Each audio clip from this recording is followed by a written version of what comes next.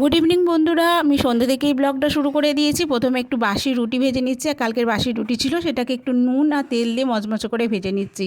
এই বাসি রুটি ভাজা তোমাদের কার কার খেতে ভালো লাগে আমাকে কমেন্ট করে জানাবে। আর পাশে আমি একটু পাঁপড় ভেজে নিচ্ছি। এই পাঁপড় ভাজাটা সন্ধ্যেবেলা চায়ের সঙ্গে ভালো লাগে। এরপর শ্বশুর শাশুড়ি মাকে দিয়ে দিয়েছি কিছুটা পাঁপড় ভাজা চা।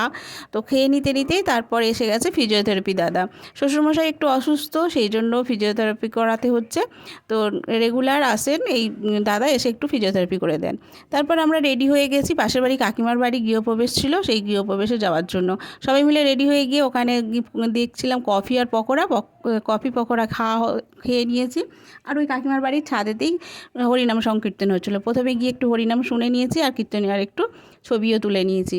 তারপর ওখানেই আমাদের রাত্রিবেলা খাওয়া দাওয়ার নিমন্ত্রণ ছিল, তো আমরা খাওয়া দাওয়া করে নিয়েছি। তারপর রাত্রের দিকে বাড়ি ফিরে গেছি। তো ভিডিওটা কেমন লাগলো জানিও, আর ততক্ষণের জন্য